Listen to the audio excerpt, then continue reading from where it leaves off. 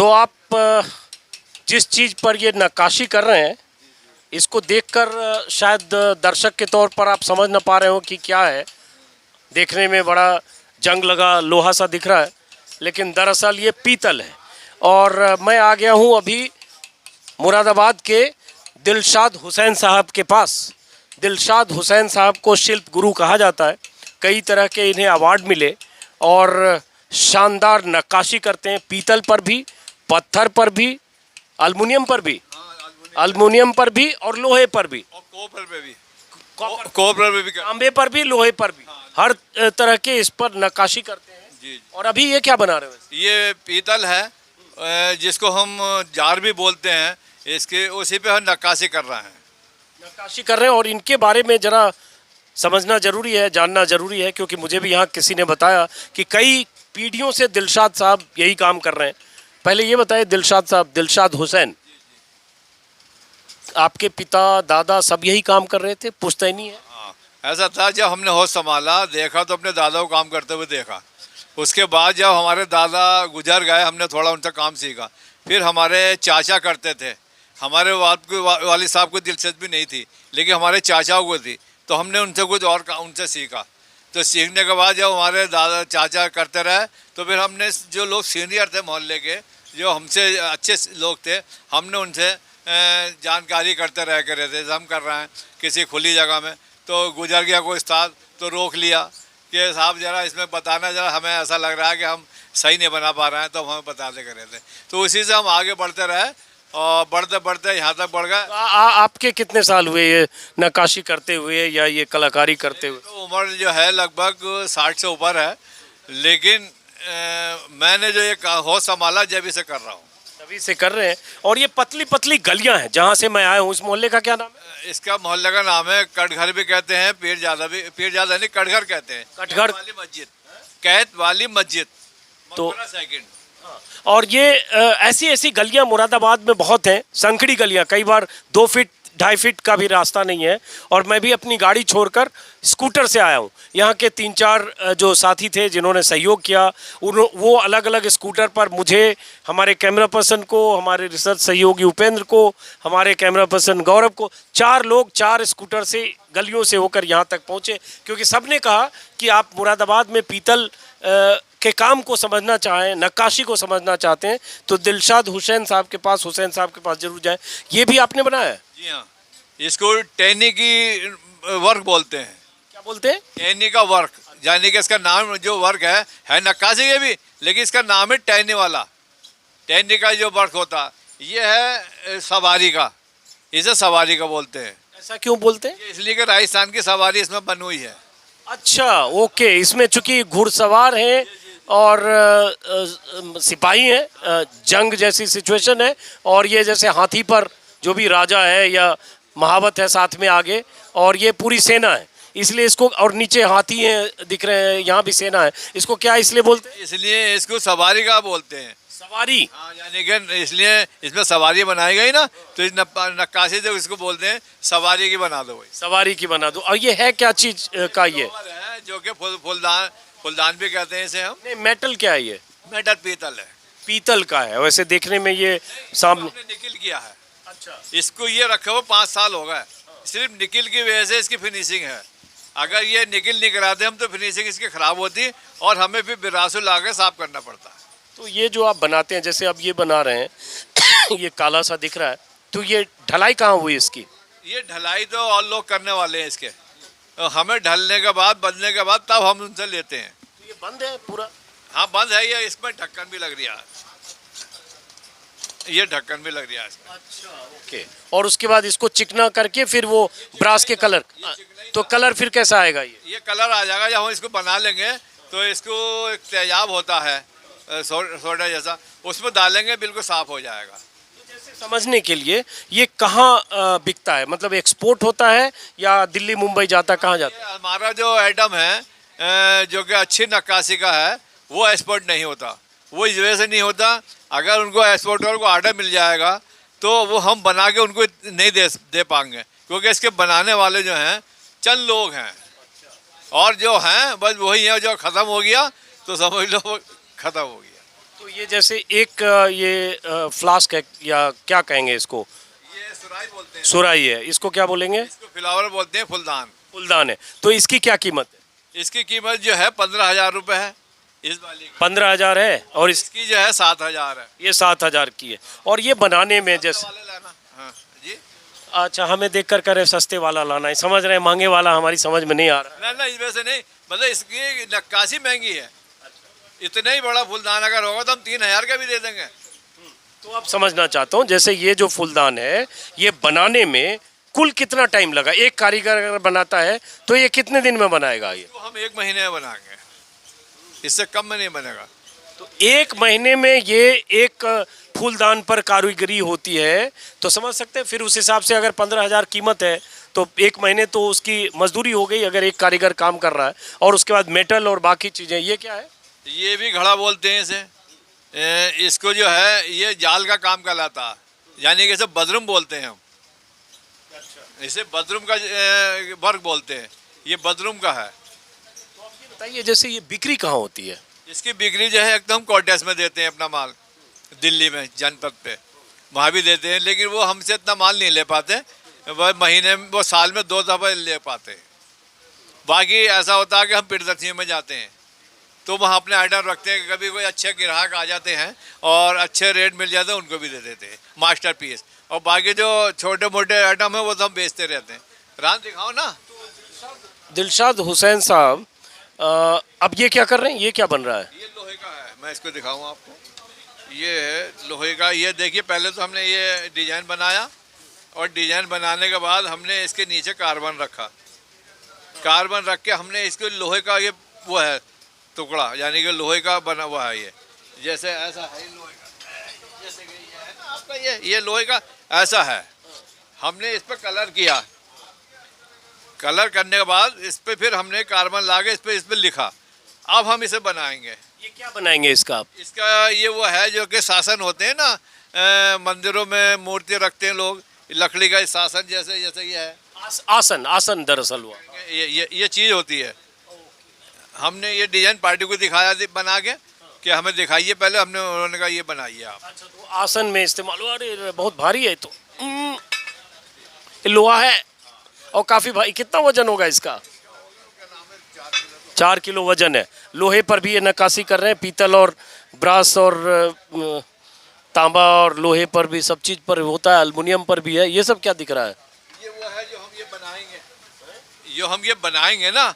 तो इस पे हम ये इस तरह से रख के सीट को और रबड़ लगा के इसे ठोकेंगे तो ये इसकी वो आ जाएगी निकल के गहराई। तो ये ऐसा हो जाता है।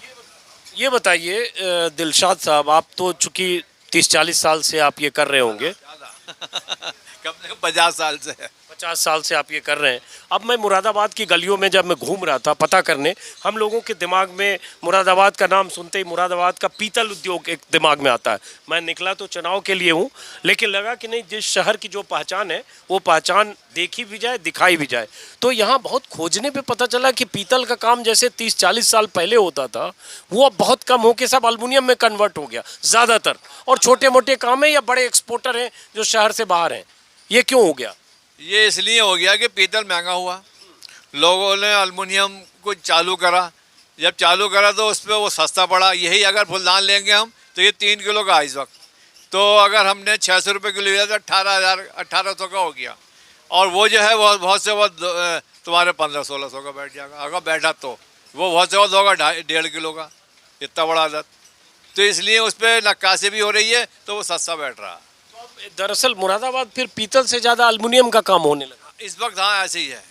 और एक टाइम ऐसा भी था, ये जो नक्काशी का काम जो मैंने आपको करके दिखाया, ये जो अभी आपको कोई आवाज़ नहीं आई होगी, लेकिन इतनी आवाज़ें थी, इतना काम होता था कि जिधर से गुजर जाता था आवाज़ इस तरह की खुट खुट खुट खुट खुट इस तरह की होती थी।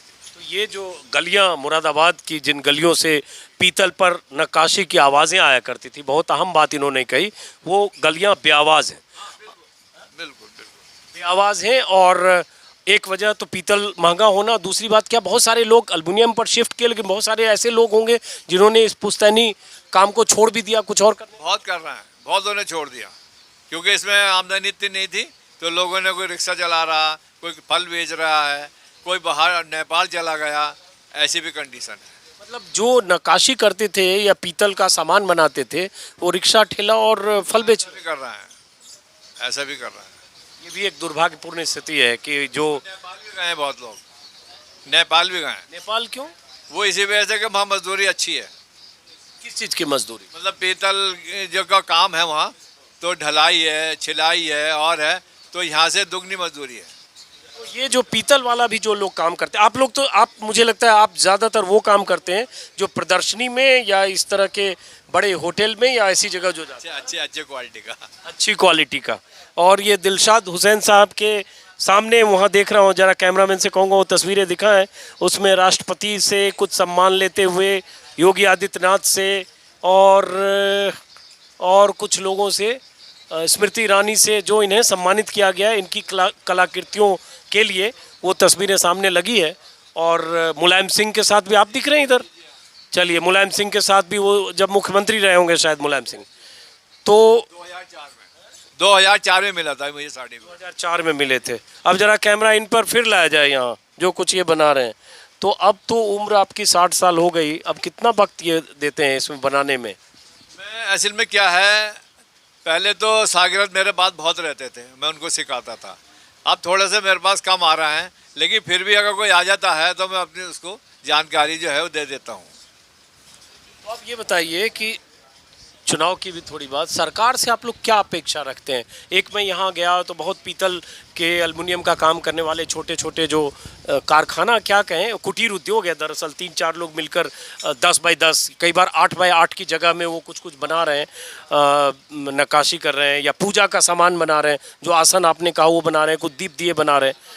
ये बहुत सारे लोग कह रहे हैं कि मुश्किल हो रही है, उनको कहा जा रहा है बाहर जाओ, प्रदूषण वाला विभाग है, रोकथाम करता है। तो वो क्या मुश्किलें हैं, क्या कहना चाहते हैं आप सरकार से? देखिए, ऐसा है कि हमारा जो रिहाइश है वहीं पे लोग काम करते हैं, वहीं पे हम रहते हैं, प्रदूषण भी वो, हमारे बच्चे भी वही खाते हैं, तो ये समस्या है हमारे साथ। हमारी सेहतें जो हैं वो अच्छी नहीं है, बच्चों की भी सेहतें अच्छी नहीं है।